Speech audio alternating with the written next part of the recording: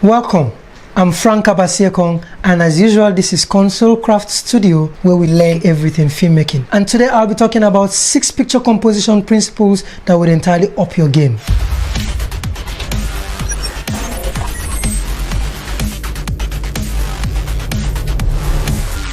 So we start with number 1 being rule of third. Rule of third has been there for ages, used by different designers, filmmakers, artists, painters, and so on. So rule of third simply means, let's take for example, in your camera there must be some lines called the grid lines within your camera. That's 2 horizontal lines and 2 vertical lines that divides your LCD into 9 different boxes.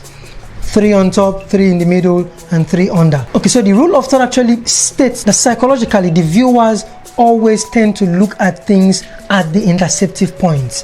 The interceptive points are the points where the eyes always look at. So this means that if we're taking a close-up shot, for example, the most important element, the most important areas within your subject itself, the most important area within that subject should be found around the interceptive points of those lines. That's the meeting point of the horizontal and the vertical lines. So those meeting points are the points where the eye of the viewer naturally would always look at. So placing the most important element around those points means the audience would easily relate and look at those things naturally.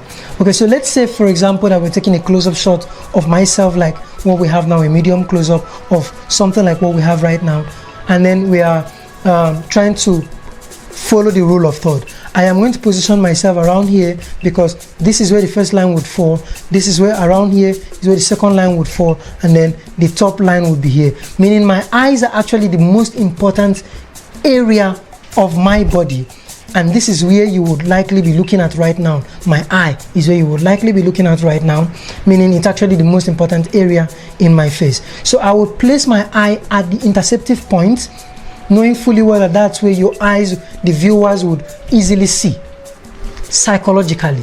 Okay, so that's basically following the rule of third, by placing your subject at those interceptive points around each of those lines, either around here or around here. So if we're taking an interview, for example, I'm going to place the subject here, frame the shot this way, and tell my subject to look off camera, just a little bit slightly off camera, like I have been looking at, just slightly off camera, so it looks like the person interviewing him or talking to him is sitting right there and talking to him right here. So it just looks a little bit off camera, and then we have that space there, that's the nose room, that shows the space, the direction where his energy is directed to. So that space there is called the nose room, and the rule of third is guiding you to create nose room. So you always have that space to show the direction. So if we come this way, the subject is around here and we're talking to somebody, so we could talk here, which is also the nose room, showing the direction where I'm talking to. Okay, so the rule of third just states that this composition makes the picture look decent and very fine. Okay, it makes it look more professional than just placing your subject here in the middle to talk directly, or possibly talk to somebody here or talk to somebody here. If you're placing the subject in the middle, it just has to be a direct view with the camera. The subject has to look directly at the camera and the camera directly at the subject. But here you can have the liberty to make the subject look off the camera a little bit, and that makes the picture look more professional. If you don't leave my office immediately, I will call the police. The sooner we realize that this is Nigeria and we need each other, the better for us. It doesn't matter what's under a hood. The only thing that matters is who's behind the wheel. I think so. I know so. So that's it with the rule of third. Composition number 2 is balancing the frame. How do we balance this frame? Remember, if we place our subject this way, which is following the rule of third, placing him to one side means an empty space to the other side, and that space could just be a dead space, and that will affect the beauty of the image. So for my shot right now, even if I choose to be here, I still have those design on the background to balance my frame. So if it's an office setting, for example, and then maybe I'm trying to interview a politician or something, I will just simply mount a Nigerian flag behind him, or his name tag, or a simple small Nigerian flag on his table. These are simple props I have in my closet, and I take with myself for any job I'm going for. Mostly when it has to do with short interviews or something like that, I always go around with simple props like mirrors, flags, and all those simple things that I can just use to place on set and get exactly what I had in mind to get. So I can just place a flag behind that, immediately just balance the frame for me. Or I work with the foreground, just put something on the foreground. It could be a flower stand, it could be a name tag, it could be biro, pack, it could be anything. I just place it on the table there. That helps balance the frame. But note, whatever you use to balance that frame should not be something that would distract the real subject. You want your audience to stay glued to the real subject. You want the audience, what the f with this rain? What the f with rain? I hope it still sounds good. Whatever you're actually going to be planting on that set to balance that frame has to complement the main subject and not distract attention. So that is something you really have to put in the back of your mind. If you're planting something, it shouldn't be something that will entirely take the attention of the audience away from the main subject, but something that just enhances the picture and complements the subject. Composition principle number 3 is the symmetric. Symmetric has also been there, just like the rule of third has been there as a guideline. Symmetry just simply means placing your subject at the center of the frame, just like I am right now. But whenever you're about doing this, you must be very careful as well. Symmetry can be very, very golden and very, very prestigious when used properly, when used at the right time. But when you use it wrongly, it spells out amateur, it spells out laziness. When you use it wrongly, it entirely just shows that you were just trying to cut corners and maybe be fast about it or something, and you just placed your subject anyway and took your shot. So you must be very careful where you place the subject. If you're trying to do symmetric, it has to be golden. So let's take, for example, we're taking a shot in a beach and we have a girl standing in the beach, possibly facing the water, and we're taking the shot from behind her. In a previous video, I had talked about back view. So let's say you're taking a back view shot. The link is down below so you can see that for yourself. So if you're taking a back view shot of the girl right now in a beach, just standing right there looking at the water, and we're taking the shot from behind, you can choose, if it's a wide shot, you can choose to just place her in the center of the frame. Mostly if you have nothing else to balance that frame, it's best to just place her in the center of the frame,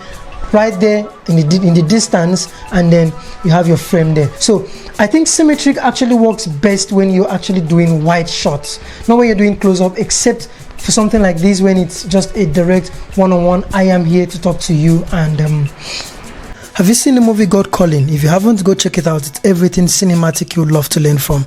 But beside that, drop a like and please subscribe. So except in situations like this where we're having a direct one-on-one conversation like this, yes, you can actually just plant your subject central and everything works out well.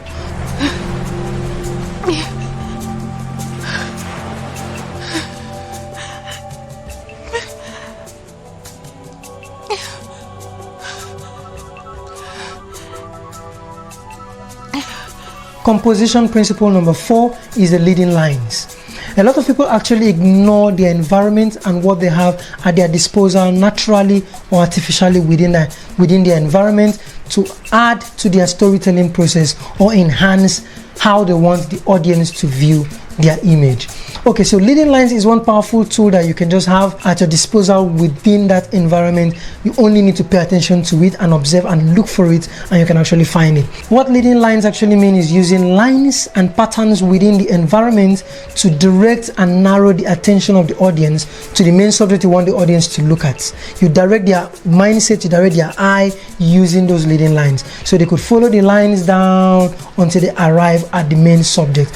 So for example, I could want to take a tall building somewhere within town, and then there is a road that leads down there. I can just plant a wide shot that will actually accommodate the road down, and then we have the building far back, and I can easily just follow the road down until it arrives at the house. The same thing is with home. You can use lines with tiles, you can use lines with different things. It can be just patterns, it can be placement of things, as far as it has a way of directing people's attention to what your main subject is.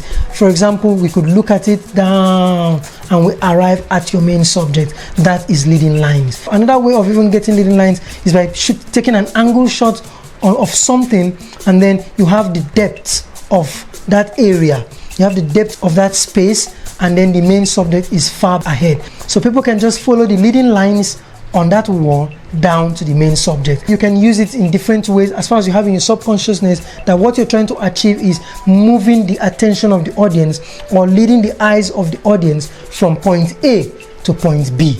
That's when you're working with linear. Composition principle number 5 is frame in a frame. Most people just do it without even knowing that what they're doing is a certain beautiful compositional technique they've just applied. This is simply framing your subject with either an artificial or a natural frame. For example, I have a subject in a dining having maybe a dinner, family dinner in a dining, and then I take the shots from outside the window, framing the window and seeing them through the window sitting on the dining table. That's using the window to frame the subject within my frame. So that's framing in a frame. Another fine one would be using the doorpost to frame your shots. That too would work a whole lot. Another one would be basically just using your hand, something like this, or this love sign, putting it in front of a moon and taking your shot. There are different ways you do it, but the idea is playing with your foreground, applying another frame within the foreground to frame the main subject, and then you shoot through that. So you place your camera in a position that it shoots and sees the real subject through the frame in the foreground.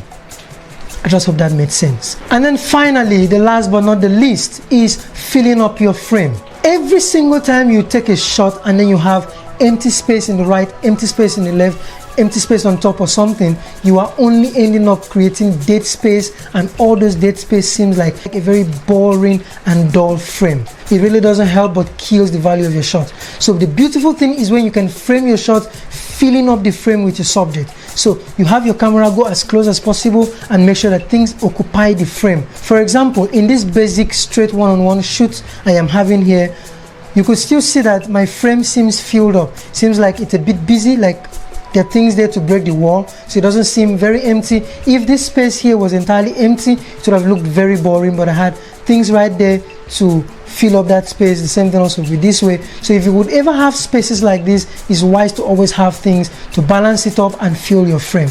Else, push your those dead spaces just spells out amateur unprofessionalism and a direct way of killing your production value. If there is anything you feel I have left out in my 6 compositional principles, please mention in the comment below, and I'm going to actually learn from there or maybe just build up a next video from there. Thank you so much for watching, and if you enjoyed my video so far, I beg you, give it a thumbs up and subscribe. And also don't forget to click the bell icon so you can stay informed on my next video, which would come any day from today.